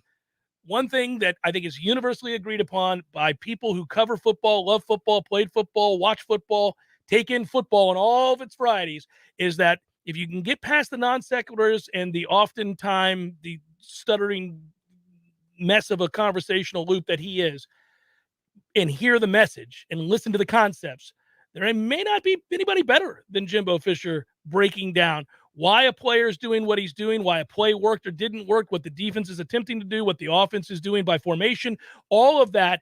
He's got a career in that if he ever cares to work when he's not a professional football coach. Yeah, especially on the fly. College football coach. Because, doing it on the fly is another skill. And he can like nobody else. He sees the world as one big football field. It's amazing the way he talks about he does. He kind of does. And when you listen to him talk, I've talked to other coaches about him. Not just coaches that were on his staff, coaches about him, and they will all, they may have very negative things to say about certain aspects of the man, but they will all say, yeah, man knows ball. That's ESPN2 Universe is asking in the chat, what channel is that particular one? Yeah. So that's ESPN2. Yeah, I got the two TVs rolling. I think it'll be Jimbo on the sound, and then I'll pull up either the Skycast or the direct all 22 from the way up high in the sidelines as TV2 without sound. Listen, it's not the sport that it used to be in terms of, oh my God, I can't wait to watch Texas and USC. Actually in that game was probably a bad example before kickoff. That was an incredible game. But it ended up being a great game. But still, it is the Natty. And it's good. You've got anywhere between 28 or 22 NFLers on the field all at the same time, anytime the ball's in play. The way these two schools have recruited is just absurd. So you're going to be watching the highest level The creme there de la is. creme. The problem is It's they just that seem the to branding- reside in the Yeah, same place. right. 11 of the last 15 national championships have been won by the SEC. Alabama is in the SEC championship and college football national championship game every year. It's getting old, unless you're a fan of Alabama, admittedly. Well, that one time they weren't. LSU was there. So, actually, the wackiest one is the first one. Ohio State, Oregon is probably the wackiest national title game in terms of the two combatants. Yeah, you're right. Because Clemson LSU is the fill-in for when Alabama hasn't been there otherwise. Yeah, and listen, again, it's not those schools that are operating at peak efficiency and dominating the sport and are well coached and recruit better and have the passion and the commitment to being great. That's not their fault. I'm not laying blame on any of those programs. I'm talking about it from a viewership standpoint. It just gets old. If every year you watch the Super Bowl, one of the contestants was Dallas, no matter what, it would get old. Yeah, that's true. The Super Bowl really wasn't that fun when I was a kid because it was the 49ers or Dallas and they're going to win. It's just a matter of the NFC Championship game is the fun one. Yeah. Who's going to win that game? It didn't come That was a until war. Later in the 90s that it started to with the break up, salary yeah. cap where it was more interesting. But yeah, it was a foregone conclusion in the 90s almost every year. I mean, Green Bay and Denver was a really fun Super Bowl. It played out that way. Yeah. What do you think about it? The next year with Denver and Atlanta, the Cowboys Super Bowls, San Francisco against San Diego. I mean, all of these things were foregone conclusions before the ball kicked off. Yeah, they were. I'm going back through. Hold on one second. Super Bowl. I want to check the. Yeah, you're Mr. Encyclopedia on that. Well, I wanted to check when my memory. I'm trying to. Yeah, you got a good one in 97 with the Rams. Or was that 99? Rams and Titans. That was the 1 yard line. That was the 1 yard line. All right. So I get. Yeah, 97 was Packers and Denver, I think. But see, let's say you're in the chat here and you were bringing up New England. Think about it this way, though. 2010. Like, what year did Alabama start dominating college football? 08, 09. So, 08. So, yeah, Saban. Okay. If we just go back from there. So, 09. We'll go to 09. Okay. Pittsburgh, Arizona, New Orleans, Indianapolis, Green Bay, Pittsburgh, the Giants in New England, Baltimore, San Francisco, Seattle, Denver. See, it's not. I mean, it's not. Yes, there's a run of New England, but they also lose. And there's not like, it's not as consistent as you think. Denver, Carolina snuck in there. Golly, I forgot about that game. Yeah. I completely forgot about that was game. Cam didn't die for it. You know, that is one of the least remembered Super Bowls. Yeah, it really is. Yeah. If I said to you who was in Super Bowl 50, would you have said Denver and Carolina? No, I'm not very good with attaching. I'm better off with the year than I am the Super Bowl, if that makes sense. Like, you know, so if you said Super Bowl 46, I'm like, I don't know. If you said, 2015, I might have a better chance. So anyhow, Denver, Carolina, you're right. Cam wouldn't dive on a fumble. And that was the sheriff's last ride. One more time. Come on, Sheriff. I ain't got any bullets left in the chamber. Oh, wow. We'll carry you there, Sheriff. Then there's the famed New England-Atlanta game, 28-3. Philadelphia, New England, Los Angeles. There's that stretch. Yes, where it got old. But they haven't been in 2 years, and they're not going this year. At least Kansas those games City's- are all different. Yeah. I mean, you had a wild comeback 28-3. Worst Super Bowl I ever saw, though, was New England over the Rams. That's right. Worst Super Bowl That's I've right. ever seen. Our friend Bill went there. He was That's- there for that game, for a VIP experience of a lifetime. But Sucks for him. Yeah. And here's a little 13-3 for that ass. Everything but the Enjoy game. that. The My one McCourty God. deflection in the back of the end zone on Jared Goff. That was the play of the game. That was it. Wide open receiver. It was hanging in the air just long enough for a McCourty to make a play. God. Seattle, New England was a great one. Yeah, it's an all-timer. I'm thinking back to when I was a kid, and I've talked about this before. Denver, Seattle sucked. 21-0. Oh, it was more than that. No, which game are you talking about? Denver, Seattle. That was Peyton's first Oh, one. 43-8. That was after like the third drive of the game. Like, okay, surely the Super Bowl begins now. It's like, I was nope, thinking of it's, Pitt. it's already over. I'm looking at the wrong damn game. I'm not even thinking of. I don't know what I'm talking about. I'm looking at a playoff game. I'm going back through. Here we go. Now I'm on the right page. My apologies. Bad radio. So my God, I told you this. I'm old, Tom. I'm officially very old because I can go. I can remember Pittsburgh, Dallas, 1976. It's my first one that I remember. 21-17. Oh my God. Yeah, I'd already said mine. It's the 49ers and the Chargers. That was my first Super Bowl. I remember poor Minnesota getting their head kicked in the Rose Bowl in Pasadena, 32-14 by Oakland. I remember Dallas beating the Denver Broncos 27-10 in the Superdome. I can remember Dallas losing 35-31 to the Steelers in the Orange Bowl. I can remember the Steelers over the Rams because in 1980's 79 season, the Tampa Bay Buccaneers lost to the Rams in the playoffs after going from worst to first in the division in what was a god-awful game. Oh, Vince Ferragamo, by the way. Yeah, golly. First game I ever made money on. The first time that I ever realized that I had an inkling towards the illegal was when I bet that Washington would beat Miami in the Super Bowl in 1983 as a 12-year-old. Really? Yeah, I bet with a 12-year-old. I bet with a kid in my middle school. What were the stakes? We bet our lunch tickets for the week. Oh, nice. Yeah, I took all of his lunch tickets and sold them. You did? Made cash. Did they have the stamps with the smells on them? They had no. Ours were one of the great smells of ours were those little orange tickets that came in a ball of tickets. Yeah. That's what you got. Oh, they were red, actually. They were red. Yes. You know who's played in two of the more boring Super Bowls ever? The Tampa Bay Buccaneers. But it wasn't boring to us. 70-39. Combined greatness. You're right. Little chance we see or a 79-30. Dyslexia. That's even better. It is. Combined. Yeah, we may not get there, but when we do, that's your ass. So don't let us get to L.A. Jeff Cameron Show, 93.3 Real Talk Radio, Warchant TV. If you know me, you know how I feel about supporting local. You also know that I love dad jokes. So it really bugs me when somebody I know calls anyone other than Paul's Termite and Pest Control. This year marks 50 years that Paul's has been servicing our community as a family-owned business. That really means something. All treatment decisions are made right here, not some corporate headquarters 100 miles away, but right here. Local knowledge means they know exactly when and how to beat certain issues that are unique to our region. All decisions about North Florida made by North Floridians, and being local doesn't always mean small. Paul's is the largest locally owned termite, pest, and lawn company in the region, but you'll always get the small town treatment and quick service also. Paul's offers a same-day treatment guarantee if you call by noon. If you see something in the morning that's not supposed to be in your house, call Paul's and they'll get them all that same afternoon. It's that easy. For the elimination of termites or any other pest, and for a greener lawn too, visit callpauls.com. Applications, onboarding, payroll, termination. Business owners and managers, these are the processes that take away too much time from what you do best. But what if there was a locally owned, responsive solution that would charge you a fraction of the big national payroll companies? Sound too good to be true? It's not. North Florida Payroll Services is Tallahassee owned for nearly 15 years. And in that time, their prices have never changed. The reason North Florida Payroll Services can do that? Exceptional customer service that constantly evolves with the latest technology. From application to termination, for turnkey service for your payroll and HR services, trust a Tallahassee expert and save yourself time and money. North Florida Payroll Services. Online at northfloridapayroll.com.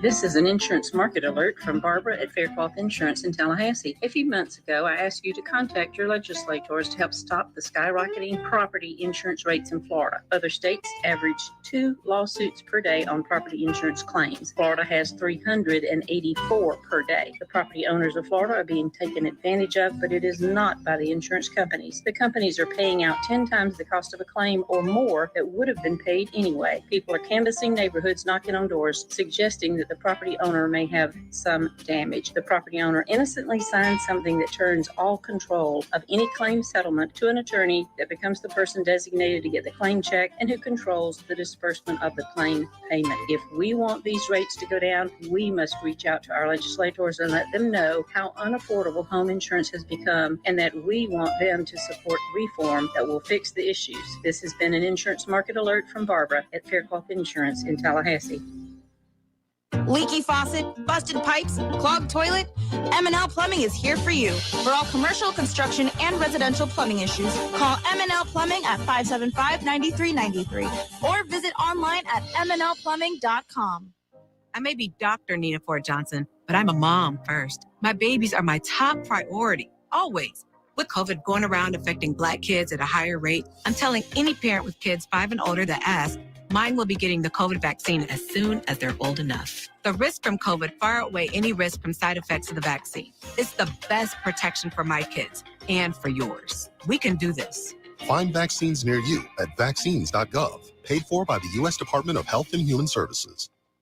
We all want more energy, more strength, more results. Well, welcome to Orange Theory Fitness as you take a step towards feeling more alive today. Backed by science, Orange Theory's heart rate monitored workout is scientifically designed to keep heart rates in a target zone, spiking metabolism and increasing energy. Orange Theory Fitness is a one-of-a-kind group personal training workout, resulting in more energy, visible toning, and extra calorie burn for up to 36 hours. Experience a more vibrant life today with Orange Theory Fitness. To find out more, go to orangetheoryfitness.com.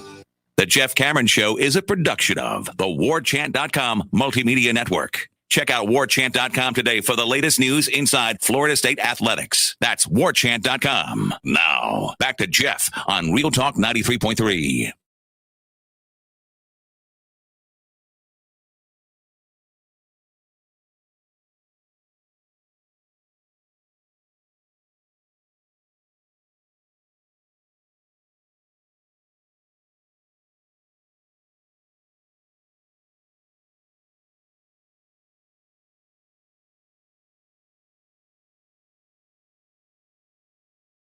That doesn't play. That doesn't work. Oh, this is a little sketchy, a little sus. Doesn't look like it's anything that you would you'd recommend be made now, right? Super Bowls are that way. Quarterbacks, games on the day of the Super Bowl or when we enter into the playoffs, one of the things that the NFL Network does during the week and the build-up to the actual games, besides breaking down the matchups and individual players, is that you can find a lot of these games in a loop, especially if they have a matchup between two teams that have already played each other before. So, for example, we were gifted this weekend because what ended up happening was that San Francisco did what they needed to do by virtue of that comeback to get paired with the Dallas Cowboys. And that's a game that if you are Tom's age, you very much remember. That was the game. It's a war, right? I mean, that is. And so when you see, we're nothing if not nostalgic as people. When you see those two uniforms this weekend in a playoff game, you could hate both teams, but you're like, yes, I want to see this. I like this. This plays. It was the two superpowers. I mean, every year from my childhood, it was the two superpowers. It was the bidding war for Deion Sanders and every other expensive player is all that was, right? Because there was no salary cap. And that's what brought on the cap was that rivalry, I think. Yeah, Jerry Jones was just going to continue to spend, yes. But I was thinking about that. I also like, because they'll replay those games, you're reminded oftentimes of just how good certain players were. And we've entered into the realm now where we're beyond, like, so you can watch guys from the 90s and tell people he could play today. You can't do that for too many guys in the 50s. You watch, like, Jim Brown's the exception of certain eras where you're like, yeah, he would probably still be really good even if you plopped him straight down onto a football field today. But not many guys. Like, you look at most of those guys. You look at the footwork of the quarterbacks, and it looks like they're turtle walking. They're like, But one thing that always plays, and when they go back and show it, when you go back, you know who would still be fantastic, phenomenal? John Elway. John Elway would still be phenomenal. In some ways, he'd be even more lethal than he already was, because back then they hated that he ran around. He's a big bitch with a cannon for an arm and would have run more if it hadn't been so forbidden, and that guy could run you over and run away from you. And in the modern era, you wouldn't be allowed to hit him 5 seconds after he threw the ball and drive him into the ground. He'd still be playing. That's the case for him and Marino. Yeah. Marino would have been protected.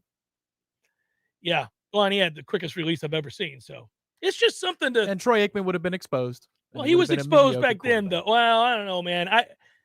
We go overboard with that. He was a tough quarterback. That's great. Dude took whoopings that he wouldn't take now. If he wasn't on a super team.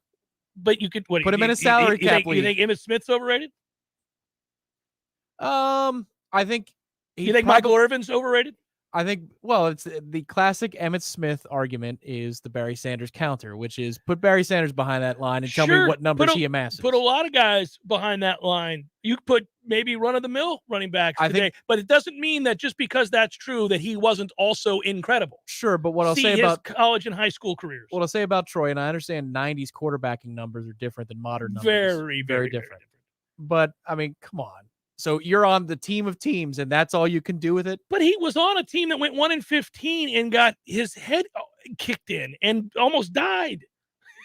You get points for toughness. Well, you get points for being there as it was built and acclimating everybody into that offense. I mean, I don't know.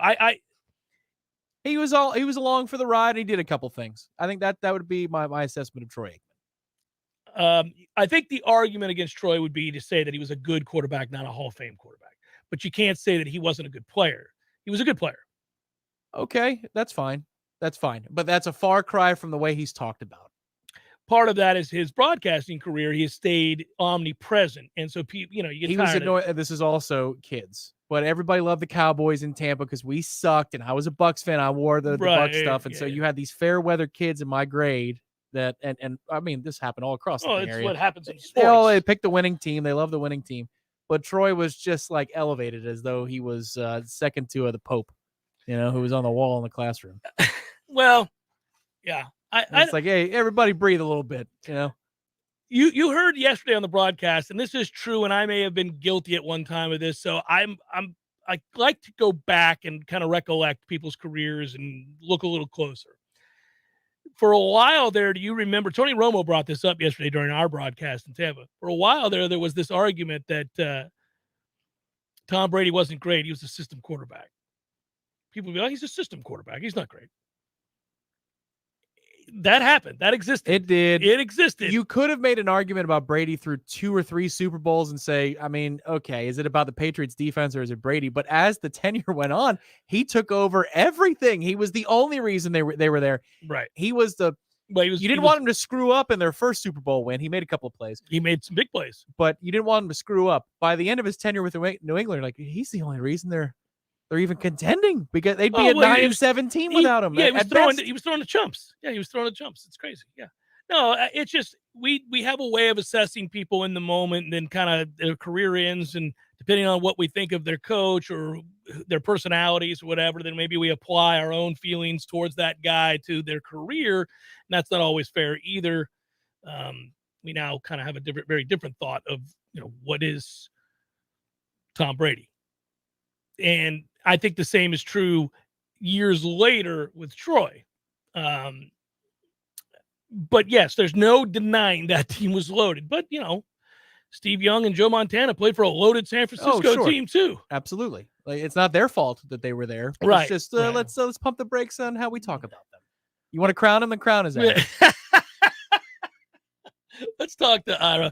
Ira Schafel, Warchant.com joins us right now. How are you, Ira? I'm great, man. How are you guys? I'm doing well. You all right? Your throat's a little shaky. You going to be able to handle it? No, I'm all good, man. I was just out raking leaves, doing yard work. I'm fine. I'm fine. Okay, so where do you want to start? You want to start with basketball and the win over Louisville and the big game tomorrow, or do you want to go to Jared Verse? You want to go to what Mike Norvell and his staff have done? You want to go with today's press conference? I'll let you dictate terms. Where do you want to go, buddy? Let's go with basketball, man, because I'm excited. All of a sudden, one game, I'm now excited about that game tomorrow night against Miami, which I'll be honest, a few days ago, I was maybe dreading a little bit. And, one game kind of changed my outlook a little bit. And, that's going to be a great crowd. Miami's here. They're undefeated in the conference. They just knocked off Duke. So I'm fired up about basketball right now. Well, okay, I'll oblige, because I was at that game and I enjoyed that game, and I was there with one of our cohorts, Gene Williams, of course, and we watched that game. And I got to tell you, I too was buoyed by what I saw, but I have an assessment, and that is that they really can't play the way that Leonard Hamilton and his staff would like them to play. And they should instead embrace a way of playing that usually would be considered the antithesis of a Leonard Hamilton style. And that is to allow for Caleb Mills and for Matthew Cleveland to pretty much be the offense. Just let those dudes take an inordinate number of shots, because I think that's how they're going to have to win games. Do you agree or disagree? I agree. But I would say that there's a negative to that, and it worked on Saturday. Obviously, one of the real benefits of the way Florida State has played for the last 5-6 years is the fact that they're hard to prepare for, and so you couldn't necessarily go into a game against FSU and say we're going to take away Devin Vassell, and then Leonard Hamilton just throws up his hands. They had anybody on the team could exploit a matchup, and so they were looking for the best matchups and the best opportunities every trip down the court. Well, if you start saying, hey, Caleb Mills is our guy, what ends up happening is everybody else on the team becomes even more passive because they're waiting for that guy to bail them out. So there's a negative to it, but I think they're at a point now where they kind of have to do that. I mean, we're at the point now where we see Anthony Polite's not going to find his own shot. Wyatt Wilkes is not going to be a knockdown shooter unless he comes out of his funk. Malik Osborne has some ability, but his best abilities really are being an energy guy, not necessarily creating shots. So, yeah, I think that's where they are, but there is definitely a downside to it. I think that's 100% correct. I see it that way too. I think it gives you the best chance to maximize your potential and garner the most amount of wins. It's not how you want to play it. It's not ideal. It does leave you exposed, but you'll win more games playing to those two players' unique strengths than you will if you try to run your system with this roster. Right, and so what you're going to see now is other teams are going to adapt. If that's what Florida State's going to try to do, and look, I don't know that Leonard Hamilton's going to say this is what we are from now on. Right. But I think he's going to do that. That's what gives us a chance to win right now. But I think what you're going to see is you're going to see some other teams work to take those things away. And but look, maybe that opens up some things for the Polites and Raekwon Evans and some of these other guys and gives them a chance to step up. But they have to do something. But I also think, one of the things I was really encouraged about the other night was, they got out in transition some. This is not a great defensive team, but they are opportunistic. And I thought they really kind of put some pressure on Louisville the other night by getting those runouts, getting some easy points, because they are still really athletic. They've got some guys that can finish. Even some of the young guys who've been struggling, like, Worley and some of these other guys, they can do this. They can go run the floor and score in transition. So, that's the other key. I think they have to keep getting points in transition. Yeah, and by the way, I'm glad you brought up Worley because I think he's kind of the X factor, if you will. I don't know how far he can come over the course of this season, but when you're just talking about his skill set and talking about what he's capable of, he's a unique talent. So maybe Jalen Worley comes along for the ride. He is only a freshman. By the time the season ends, maybe he's better able to contribute and add a third scoring tier, or maybe it's your guy Tanner and Gum. Hey, I'm not giving up hope. I just need him to actually show up. Yeah, but can I ask you about Naheem McLeod? Because I liked what I saw on Saturday night. Did you? I did. In fact, I tweeted about it, and somebody responded on Twitter. They go, "I hope Tenor Nagan doesn't see this." You're cheating on him.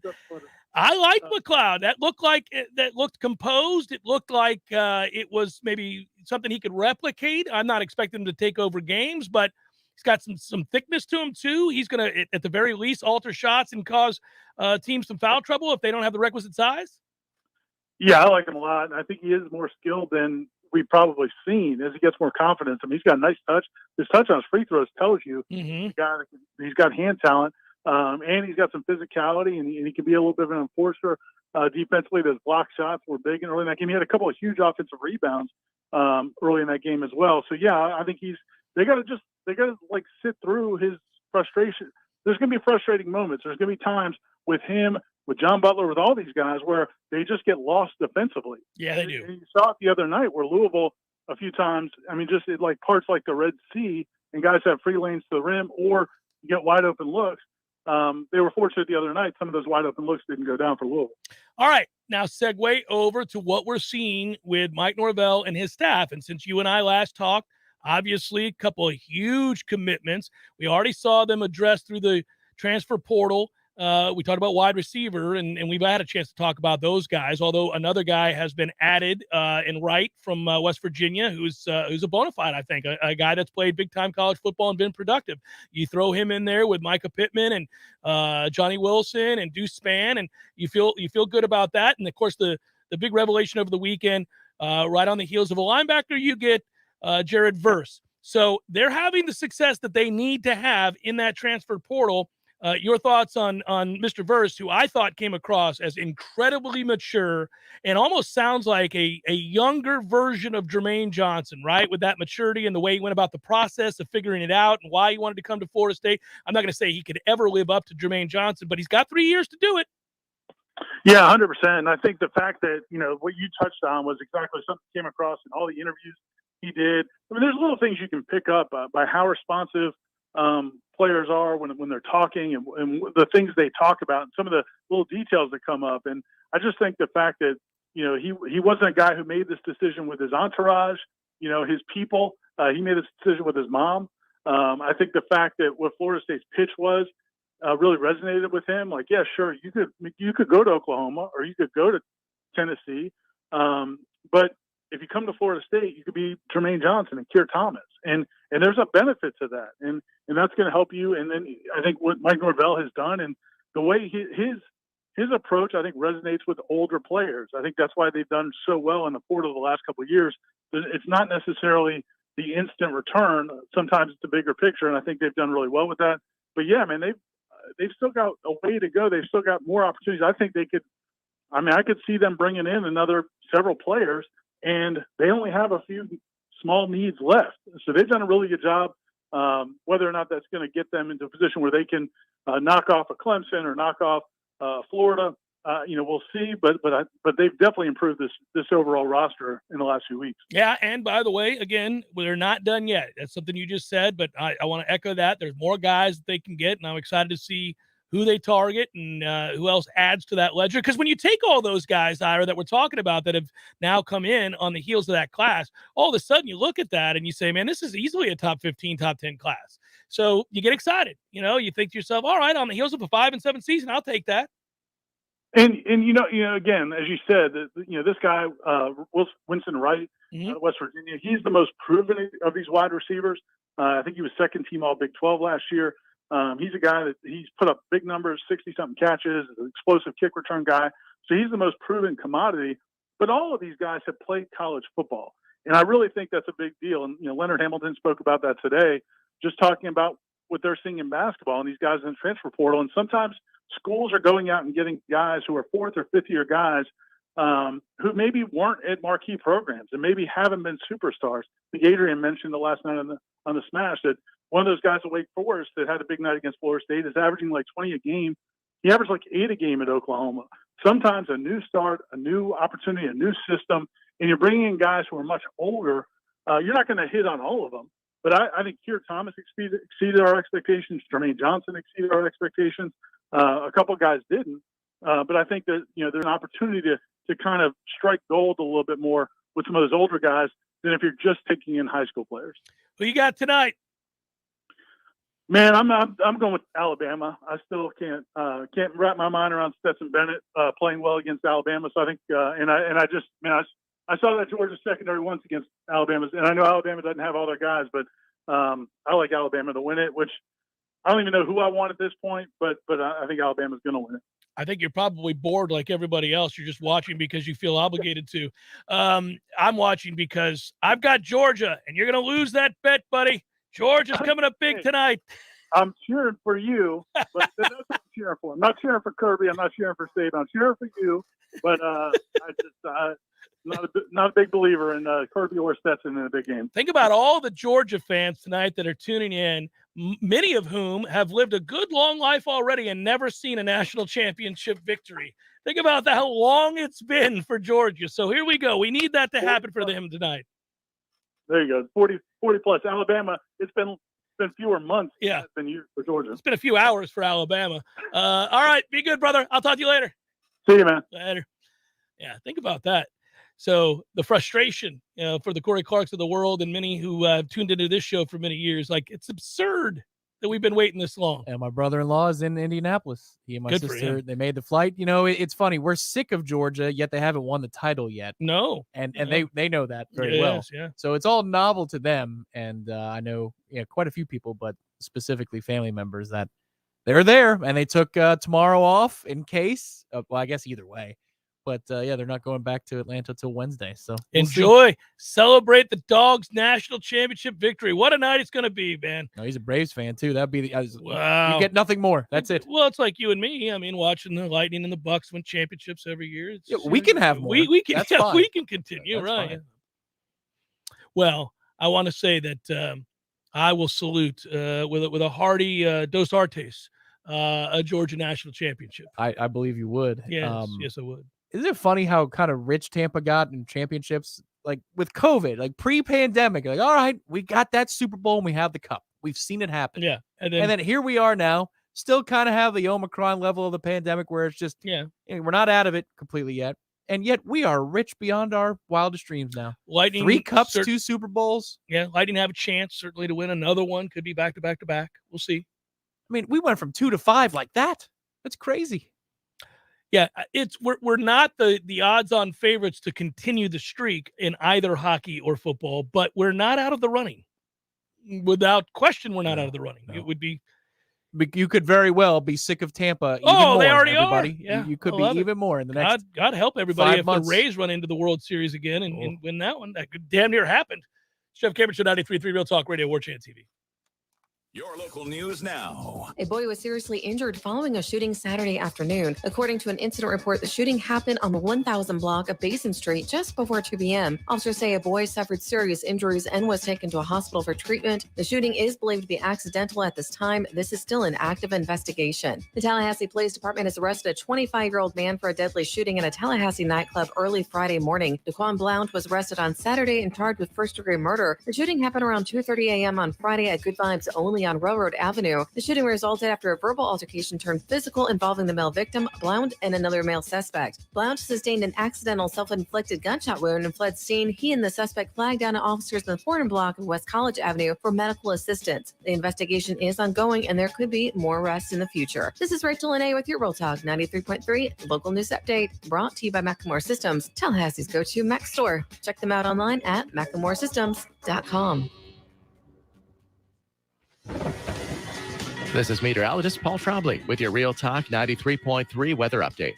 Mainly cloudy skies this afternoon with daytime highs approaching 64. North winds 8 to 15 miles per hour.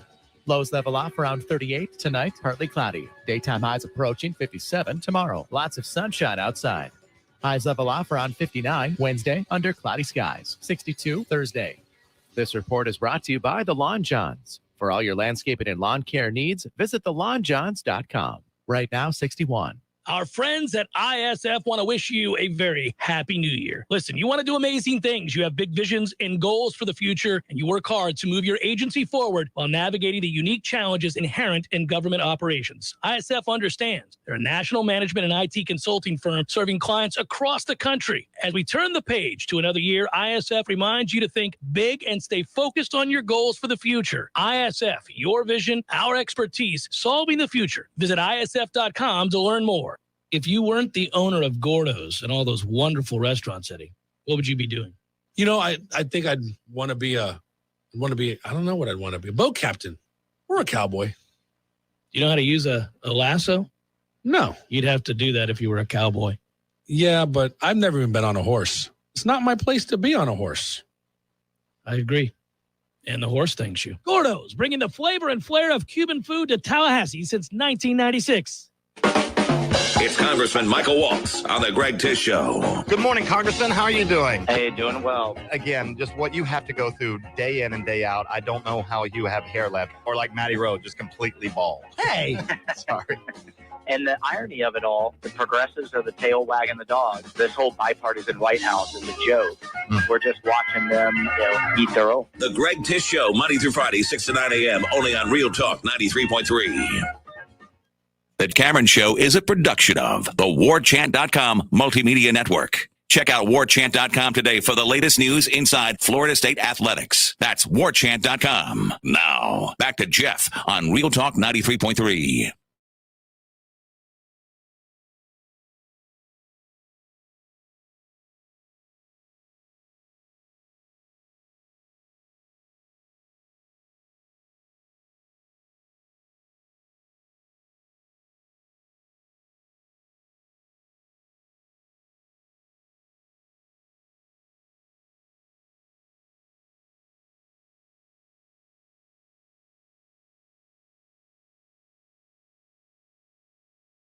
Looks like to win at least $1 million in the Circus Sports Survivor Contest.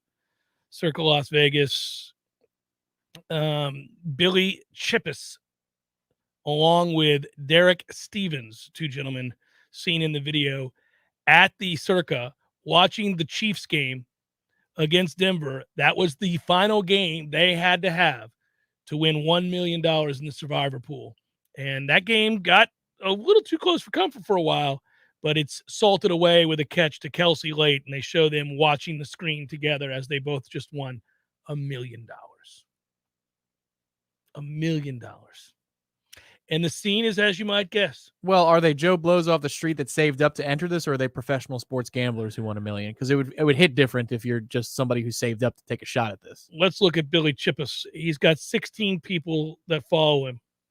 Oh, I don't think he's a professional that's sports the legit. gambler. Oh my God, I just won $1 million feeling. Yeah. The other guy, Derek, is a big blackjack player who has 28,000 followers. So I'm not real sure that he's 28,000. All right, so he was the money man. He's a big blackjack guy. I mean, but him and that other guy. I mean, that's still that's insane. You know, by the way, that's one where I would tell you, professional sports gambler or not, you know, the NFL. I mean, we know a little something about the teams and the games each week and watch it carefully. You have to get every game right, survive. In this pool, there were thousands of entries. That's a feeling I don't think I'll ever know. $1 million on gambling. Every week that you're eliminating. Now think, I mean, it goes from 1,000 people entered into, to 500 to 200 to 50 to 20 pretty quick. But when you're sitting there, now that's where they start talking about hedging. That's where they start talking about like it's you and 4 other guys. You're like, yeah, chop it up. Yeah, you want to do the chop? Let's go. Or do you ride and die? Is it bad that I was looking at the NFL slate for this weekend and messing with teasers in the break? Because I was. No. First play is Kansas City's at 12.5. You get them down to 6.5. Feel pretty good about that, don't you, against Pittsburgh? So you want to go through the odds there? Of course I do against Pittsburgh. I would give that in a heartbeat. That is a lopsided affair, sir. The next one you could do, unfortunately, you can't tease it through 10, but you can get the Cardinals up to 10 from 4 plus 4. So Cardinals are in trouble. I don't want the Cardinals. They're not good. It's Stafford though. You don't think the Stafford thing would account for? I don't like within? I don't like that Arizona team. They just lost to Seattle, man. All right, and here's a better one. I don't like. Here's a better one. All right, so you compare these two, lock them in right now. So you get Chiefs minus 6.5, Patriots plus 10.5 on the road in Buffalo. 10.5. Yeah, I like that. All right, I like that. So we got 2 building blocks. I feel pretty good with that. We'll sit down and talk about it. We can tease the Bucks down to what? A half point? 2.5. They're over 8? 8.5. It got bet up immediately. The total hasn't moved, but the line has moved. Well, you can still go through the important line of 3. So get it under 3, and I'll take that. Yeah, I like the Bucks to cover by 3 or more. Yeah. So I'd do 3-team 6-point teaser pleaser at this point. Okay. All right.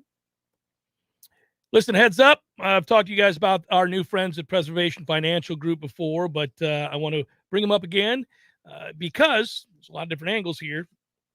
But you may own a stray 401k. I didn't even know what that was until I read this, or a stray IRA. Basically what those are, accounts that you've had when you worked at a former employer, for a former employer, but now that you don't work for them any longer, your money is still in their retirement plan. It's not necessarily a bad thing. I got one of those. Do you really? So listen up. You want to roll it over to an IRA that you control and not your former employer. By doing this, you will most likely have more investment options and more control. Options and control, really good things. Call or text Pete Tyson at 850-523-6118. That's 850-523-6118. And ask Pete to provide you with some options for rolling over that stray 401k or IRA. Also, did you know that if you're age 59 and a half or older, you can often move money from your current employer to an IRA while you're still working there? You can. Again, call or text Pete Tyson, 850-523-6118. Ask him to provide you with a free report detailing your 401k IRA retirement rollover options. There is no cost or obligation. Jeff Cameron Show, 93.3, Real Talk Radio, Warchant TV. Hey, it's Greg Tish, and I want to tell you about our new segment, Real Law. If you have questions about a legal problem in your life, ask a real lawyer. Tune in every Wednesday at 8 a.m. for Real Law with Chris Dunn, right here on Real Talk 93.3. When you are approaching retirement, there are a lot of questions to answer. Do you have enough money to fund your income for life? How should you claim Social Security? And what's your plan for health care and long-term care? Pete Tyson and Preservation Financial Group are here to help you preserve your retirement. The team at Preservation Financial Group can help you get organized, guide you through critical retirement decisions, and create a comprehensive income plan designed around your needs. Don't leave your retirement to chance. It's crucial to understand and address relevant risk before you retire. To schedule a free, no-obligation consultation, reach out to Pete Tyson and Preservation Financial Group today. 850-523-6118. That's 850-523-6118. Or visit them online at preservationfinancialgroup.com. Hi, I'm Jeff, founder of Which Superior Sandwiches, and I'm here to tell you about our signature witch, the Wicked. Why call it the Wicked? Some say it's wicked tasty, some say it's wicked large. One thing's for sure, with oven-roasted turkey, ham, pepperoni, roast beef, and bacon, as well as your choice of 3 cheeses, it definitely takes you from wicked hungry to wicked happy in just a few wicked good bites. Only at Which Superior Sandwiches. On Wednesday, the Wicked is just $5. 5 meats, 3 cheeses, $5. Are you stumped on who to call for fast and affordable crane and tree service? Deep South Tree Service is a cut above the rest. Call Rob for a free quote today. 877-TREE. Deep South Tree Service. Our roots run deep. There are endless options for storage sheds, carports, and gazebos from Southeast Portable Buildings. Put all your lawn equipment in new sheds so you can get that pool table and flat screen TV in your garage. Convert a storage shed into your very own happy hour place. 2 for 1 all day long. Want to try your hand at brewing your own beer? Get yourself your own brew barn. Looking to grow marijuana and get in on the game? Get yourself a grow shed. From she sheds and man caves to repair shops and trophy rooms, the possibilities are only limited to your imagination. Visit Southeast Portable Buildings today. If you weren't the owner of Gordo's and all those wonderful restaurants, Eddie, what would you be doing? You know, I think I'd want to be I don't know what I'd want to be. A boat captain or a cowboy. You know how to use a lasso? No. You'd have to do that if you were a cowboy. Yeah, but I've never even been on a horse. It's not my place to be on a horse. I agree. And the horse thanks you. Gordo's, bringing the flavor and flair of Cuban food to Tallahassee since 1996. The Jeff Cameron Show, brought to you by Orange Theory Fitness. 2 Tallahassee locations, Midtown on Thomasville Road and Northside in the Village Common Shopping Center. Online at orangetheoryfitness.com.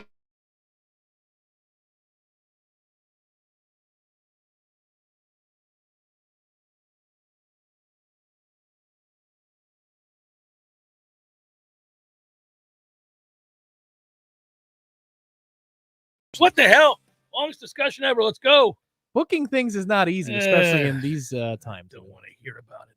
Apparently not. If you think if you're thinking about solar panels, you do want to hear about this. Don't forget to think about the condition of your roof before you sign a solar panel contract. Call T-Spark Enterprises to come out and inspect your roof. The last thing you want to do is have to pay an additional $10,000 plus to remove your newly installed panels to have a new roof put on. You don't want to do all that. Have that thing checked out by the best in the business, T-Spark Roofing and Construction. There you go. So I got to do this. I got a pick for you tonight. I think you guys already know what it is. Brought to you by North Florida Payroll Services, locally owned for nearly 15 years, offering payroll and HR services, including full online applicant onboarding and integration into payroll. Save your company money and headaches today. Head to northfloridapayroll.com. Hey, Big Daddy, having some Red Russians tonight? We'll know in about 47 seconds. To an open wing. It's picked up by Dowdy, an empty net. He scores. Hot damn, Big Daddy's done it again. Red Russians all around, Teddy. All right, Big Daddy. Woo! You got a hockey tonight? I'm taking the dogs -3. You got hockey? No, I was just about to look and see if there were any wrinkles to the Alabama-Georgia game for a prop. Staying off of hockey tonight. Props are friendly, fun tonight. I got the Milwaukee Bucks -2 over the Hornets, too. A little NBA love for you. If you want to sprinkle some love there, you got that. I got Buccaneers in a teaser probably with the Patriots. It's early. I can probably do that tomorrow. I like it. Sometimes I don't understand the one of the apps that comes with gambling. It's not on the front page, and you can't find it. the Georgia Alabama game. They've got the What? NFL. They got the NFL on the homepage. And like you Surprising. hit football and it's not under the list. What the hell? Did you watch Cameron Smith minus 34 at the in Kapalua? No, I didn't. I watched Thursday and Friday. I did not watch the weekend. It was something to behold, man. Daniel Berger finished 25 under and finished top 5 in the. Boy, if it was an LPGA event, they went Friday to Sunday or a Champions Tour. My Justin Thomas pick looks pretty good, but unfortunately, he shot like 2 over or 3 over on Thursday. Really weird day. I had Sung J M, I had Xander Schauffele, and I had Jordan Spieth. All finished top 22. That meant good things for me as a grouping. It did not mean that I won because some smarty pants in my group actually had John Rahm, Patrick Cantlay, and Colin Morikawa. Oh, wow. Which, okay then. Collectively, that was minus 33, minus 26, and minus 25. And round 4, I might note that Colin Morikawa was 11 under. With the wind not blowing at Kapalua, scores are obscene. It's pretty amazing because they have the biggest fairways on the tour. It won't get better than that, but a season has begun. I'm boring. Georgia money line. Just do it. These games are minus what? 140. Okay. Bye, Tom. Bye, everybody. Thanks for watching.